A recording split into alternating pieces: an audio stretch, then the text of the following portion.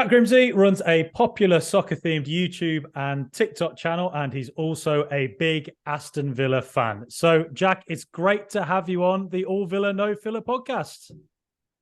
Thanks, Frankie. I'm excited to join you. Been listening to the show for a while and excited that it's my first opportunity to speak to you face to face. Awesome, that's great to hear.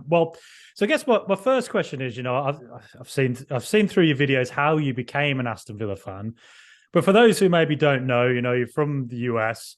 So how did you end up supporting a team from Birmingham in the UK? How did you end up supporting Aston Villa? Yeah, you could say luckily. Some people say unluckily, I think, but I don't know. It's been amazing. I've been taken in by Villa fans all over the globe. They're so happy to say welcome to the Villa family, and it's interesting. It started like you said. You can see those videos and probably get a shortened synopsis of it, but maybe it was like I guess almost 15 years ago, right? And Villa had been pushing for Europe. They've been finishing sixth those couple years before. I'm talking like 2008, 2009. And all this was unknown to me because I didn't follow the sport at all. Growing up, I played soccer. I think most kids did, even in America, but I didn't understand the sport. There were not really any cultural touch points for me. I didn't have any family history or teams that had been passed down through generations, but I kind of started growing bored of American sports and the World Cup. Like I'd seen a little bits and pieces of the 2006 World Cup, and the 2010 World Cup would come along, and I'd say like, why are people so into this sport? Like it is interesting as a neutral, but I didn't get so much of it. And one morning, I woke up early and flipped on the TV. I think ESPN had the Premier League rights at the time, and it was an early game. It was Aston Villa versus Everton. Didn't see the beginning of it, but the very end, Villa were winning. Then Julian Lescott had a very acrobatic kick to equalize, made it 2-2. And just moments later, Ashley Young bursts through, scores, makes it 3-2. And from there, was history. Started following Villa, and a lot of my friends were playing FIFA.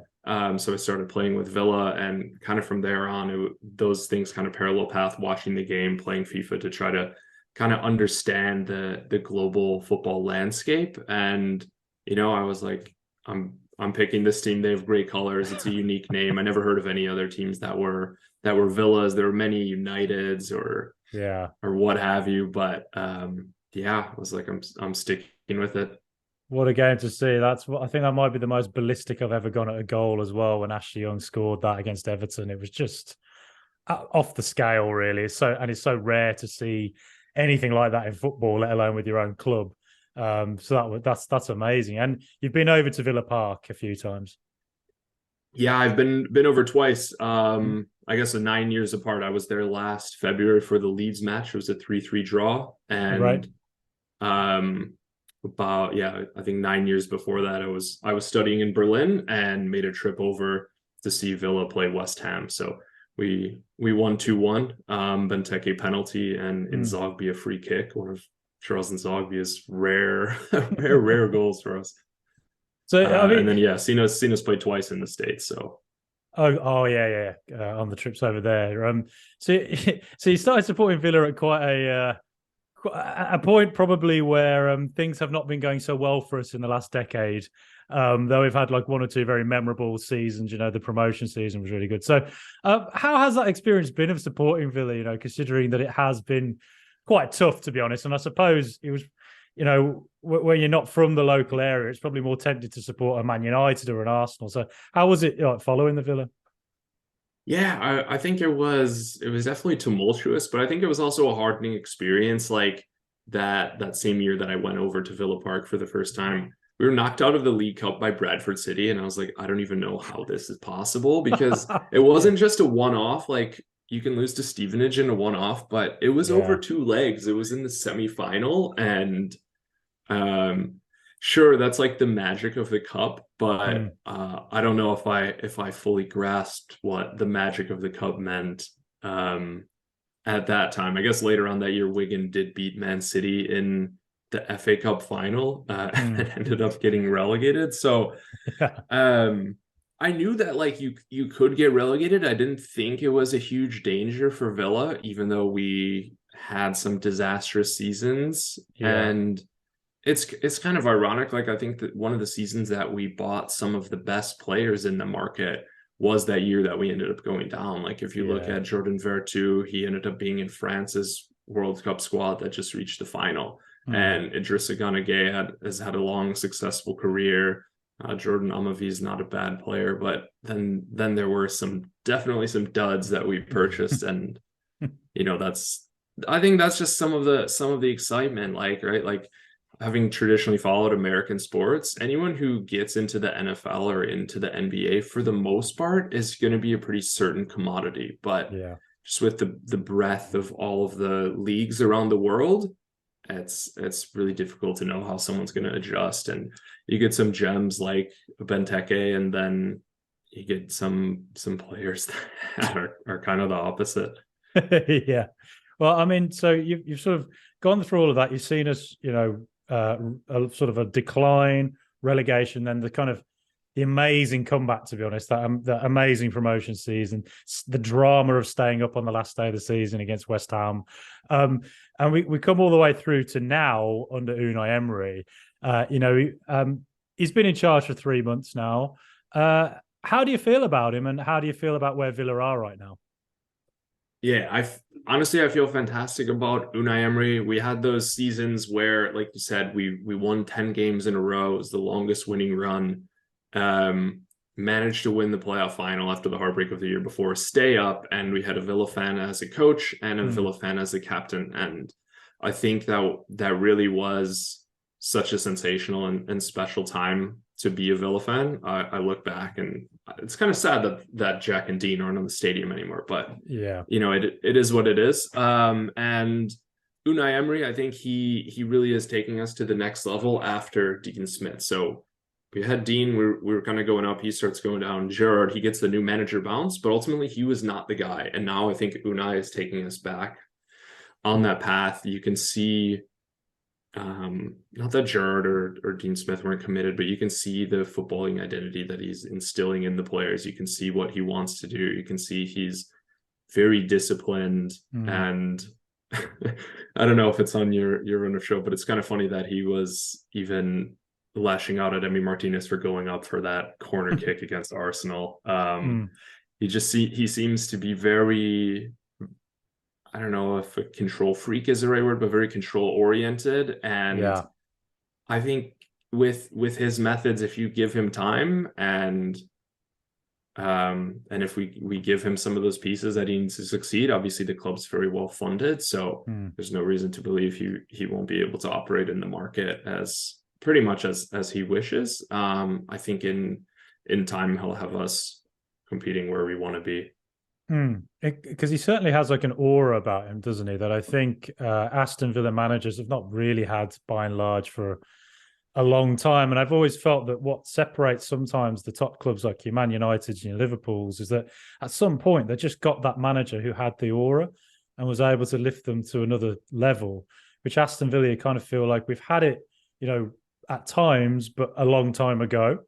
And we just haven't really had, but, with Unai Emery coming in now, somebody who's won 4 Europa Leagues, it really does feel like we finally have somebody who can be the man who puts in the building blocks to ensure Villa can push for Europe. Do you think Villa, do you think Villa can get towards Europe this season, or is it a bit too early? It might be a bit too early. I think this season, and sadly, it's like last season too, anytime you fire the manager in the middle of the season, you're kind of going to write off the season, right? Like, right, yeah. Emery didn't get a whole preseason. We were saying it last year. Gerrard didn't get a whole preseason. He did this year, but having the World Cup break in the middle definitely helped for Emery, and with the players who were still back, I think it accelerated his trajectory. But really expecting, and I'll caveat this with, we should have been further along in the cup, and maybe the cup is a route into Europe that people overlook at first. But yeah, I don't know. I think like finishing higher than 7th is going to be very, very difficult. Even finishing 7th is going to be tricky. But as we've seen, there are some swings. We'll win a few games in a row. Now we've lost a few in a row. I think So probably to answer your question, Frankie, a little too early. yeah, I think considering Villa haven't been in the top half of the Premier League for a long time now, I mean over a decade, I think it's I think even just finishing top 10 this season would feel like a real step forward for Villa. But it's all started very brightly under Emery, but we have just had three losses in a row. I think it's important probably to note that two of those were against Manchester City and Arsenal, who are the two teams competing for the title, but one was also Leicester. And we have conceded quite a few goals in those games. What do you think about those three losses? I think at face value, if you're just looking at the fixture list, they don't Mhm. look pretty. But if you watch the games and if you've watched all the matches this year, you'll start to learn a little bit more because we were beating teams like when we beat Brighton right before the World Cup, Mhm. um, when we beat Leeds, and definitely when we beat Southampton. Mhm. Like against Southampton, we were not the better team. We just found a way to win. I think that says a lot about the manager. Mhm. Because for once it seems like we can not be the better side and still come away with the points where um we definitely made some big mistakes, I think, especially against Leicester and especially against Arsenal. Mhm. Um Man City at that Etihad's always going to be very difficult. Yeah. Um, but I think like the Leicester match was winnable for sure, and Arsenal there was definitely a point that could have been held on to. Mhm. So I think those losses look a little worse than they actually were. Yeah. And like what do you think of Villa's team at the moment? I mean, who kind of stands out to you?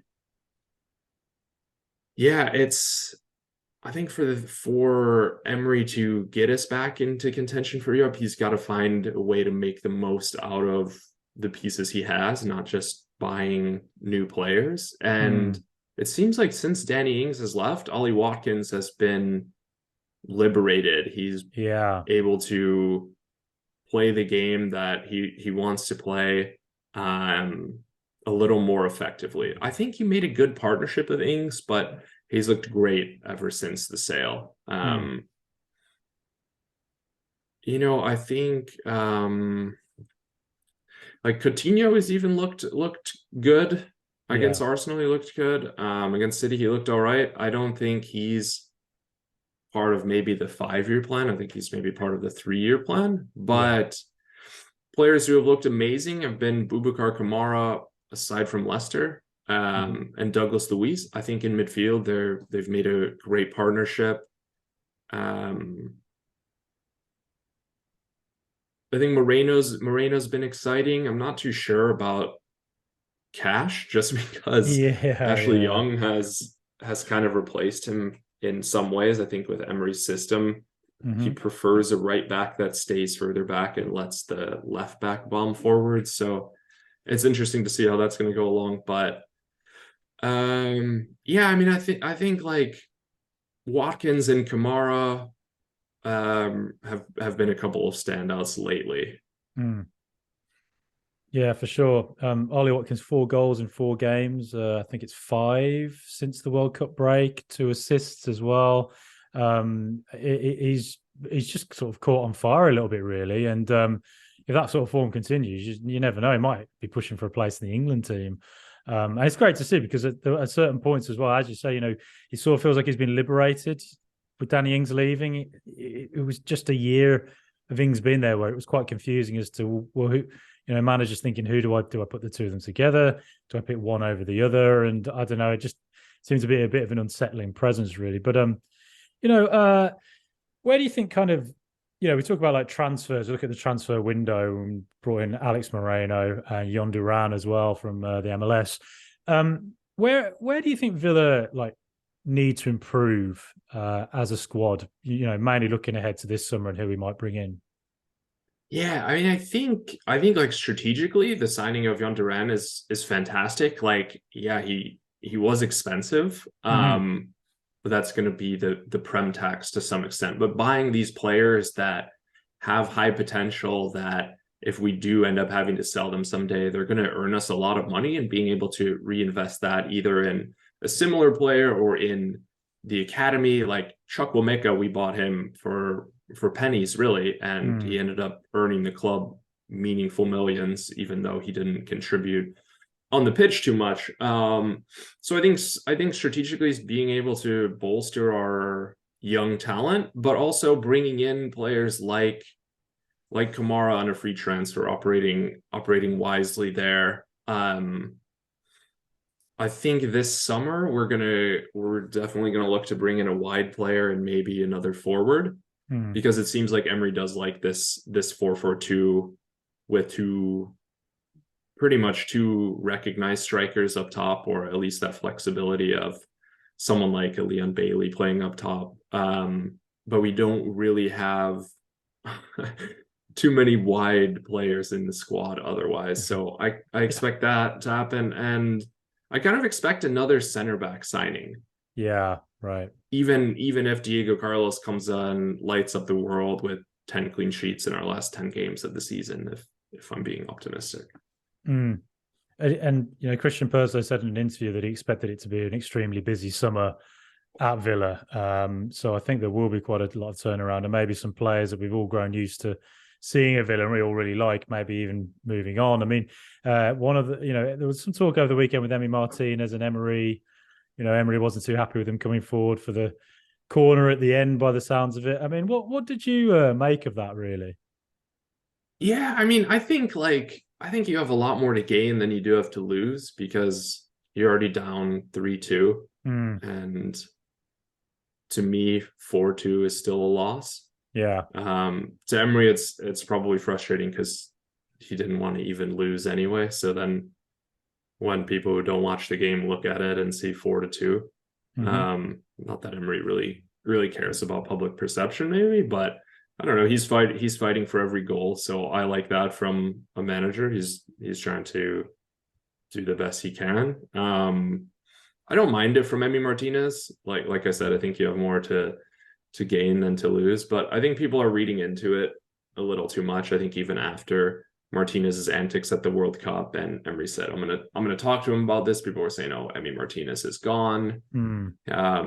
He's also said, and I don't know the source of this, that the quote kind of was floating around, but I don't think I really saw the source of that. He feels like he's ready to play at the Champions League level, which fair enough. But I think Martinez recognizes that Villa has been a huge platform for his career, and he is under contract until 2027. So there's no immediate need to sell. But I think if we're not finishing top 10 or pushing for Europe maybe by the end of next year, then yeah, your career is short as a player. You have every right to want to move on if you think you can do it at that level.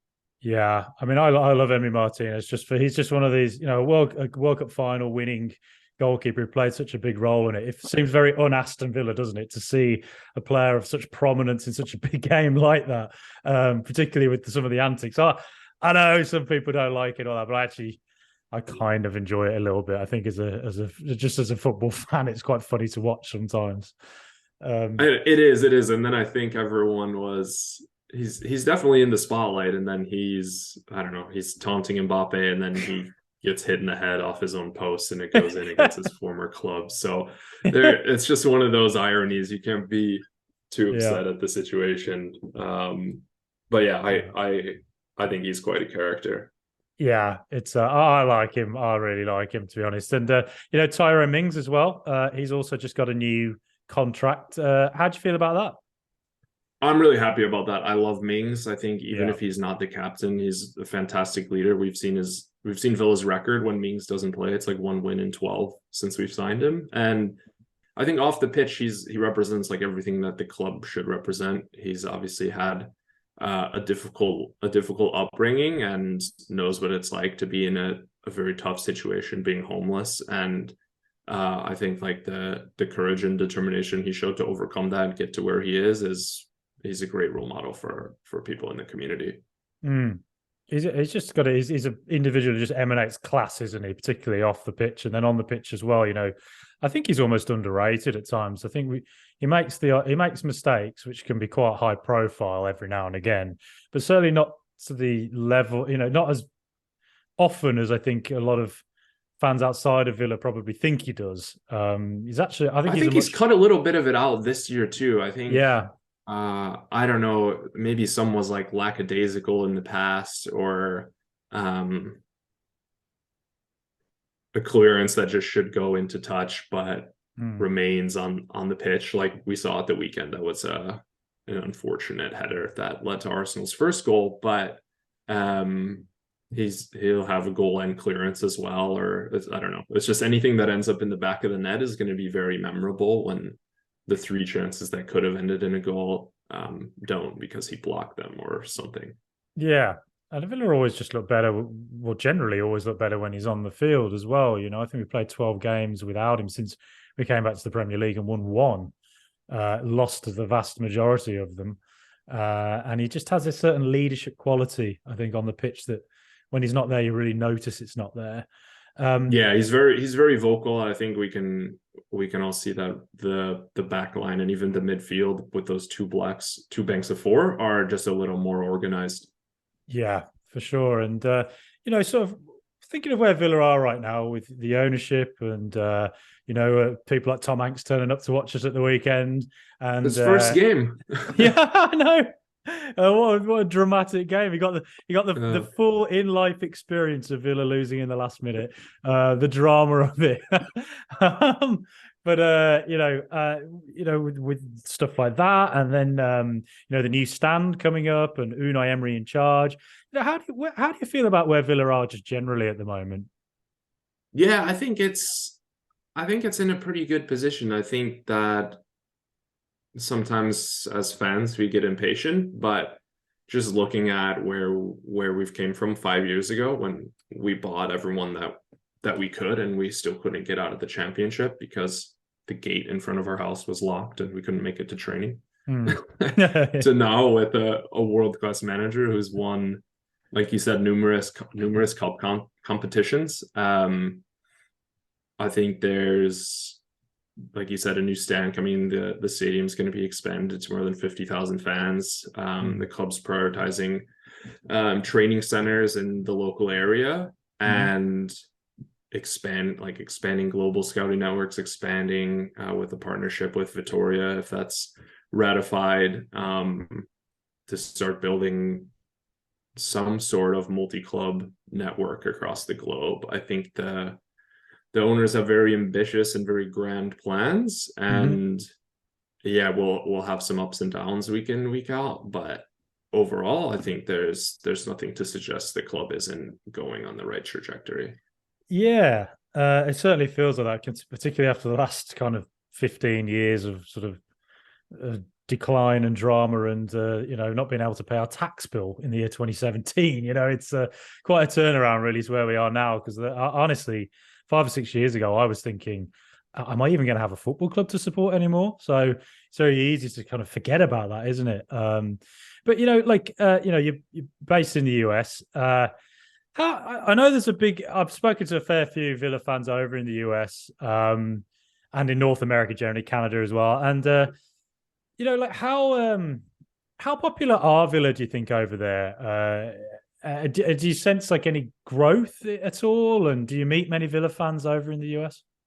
Yeah, I would say I meet like a fair few fans, but I'm not sure if they're all from the US. I just met someone the other week who was over from Brum, and they were watching at our local, that's called the Football Factory. They have like fans of many clubs there. I think like the most popular ones are Chelsea, Milan, and PSG. So maybe about who you'd expect. And I don't know, I would say Villa are, of European clubs, maybe one of the 40 most popular in the US. I think like a lot of South American and a lot of Mexican clubs are more popular, and then there's obviously like the big boys from England, Spain, Italy, Germany, and whoever else, like Portugal and Turkey. Their big teams would be very well supported. But it always surprises me, every year there's an annual meetup for North American Villa fans. Last year Yeah. was in Toronto. They have a really great group in Toronto. Um, and there are a lot of really strong clubs around the country. So maybe it's just the fact that I don't see as many of them in New York, but Mhm. um, I think there has been a lot of growth among American Villa fans.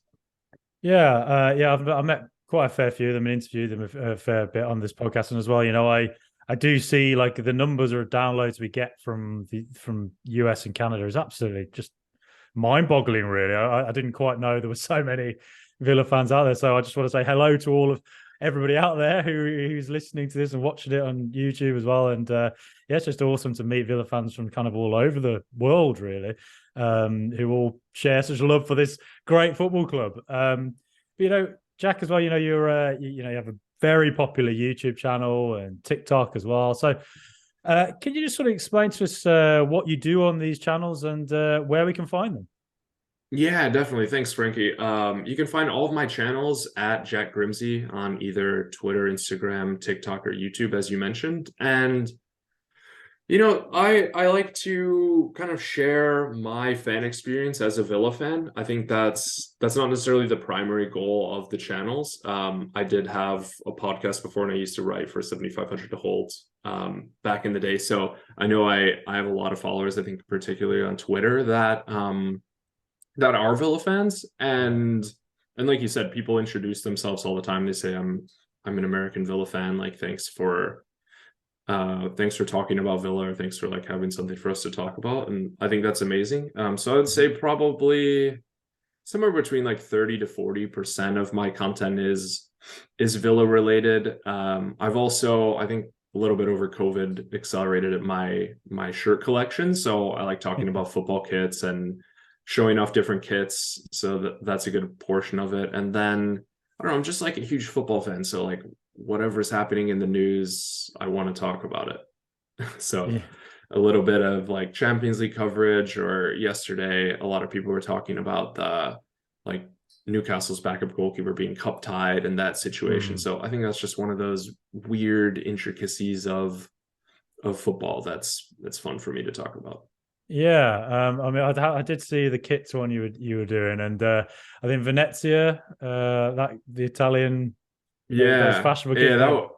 that was a hard one to get a hold of, and I ordered a size that was too small. I had to ship it back to Italy, and it got stuck at customs for a month. It never made it. They shipped it back to me. He said just keep it, and we'll send you another one.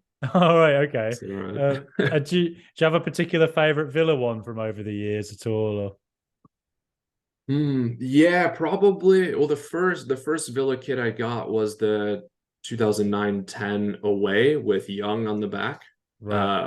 And that one had the checkerboard paneling, both on the home and away, the checkerboard paneling, I guess, along the side. I used to have the home with Egbanlahor as well, but Hmm. it deteriorated and I recycled it. But I still have that young kid. I would say that's one of my favorites. I was just looking at some the other day because I have it's like a sweater that I wear a lot from 2013 when we had Macron, and they Yeah. made really good kits because I still have like the green one, the Lambert's Limes, and it's Mhm. in good condition. I did not always treat my kits very well, so I'm Right. surprised that one's still around. Yeah, I think the one I love the most though is from the promotion season, the Luke Roper. Yeah. Like, it's hard to say anything but that. Yeah. It was very I've got to get it pleasing kit. repaired though. Like the front sponsor's deteriorating, so Right. I've got to do something for that. I haven't worn it in months. Yeah. No, that was an amazing kit. All of that. I kind of wish we still had that kit, to be honest. Yeah, I wish we kept Luke Roper in Yeah. some capacity. Yeah, completely. It was I don't know, just a very unique look. I don't know, it just looked really, really nice. Yeah, it was a And great design and it felt amazing too. Like it was the best of both worlds for me. yeah, and also we wore it during such a memorable season. Like it just adds to the beauty of it, I guess. But Jack, it's been absolutely brilliant to have you on. Thank you very much for promoting Villa as well, and showing your support for Villa. It's been just brilliant to chat to you. Yeah, thanks so much, Frankie. I know we had this on the calendar for a while, so appreciate you getting me on the show, and would love to be back sometime. And yeah, as you said, just love chatting about Villa.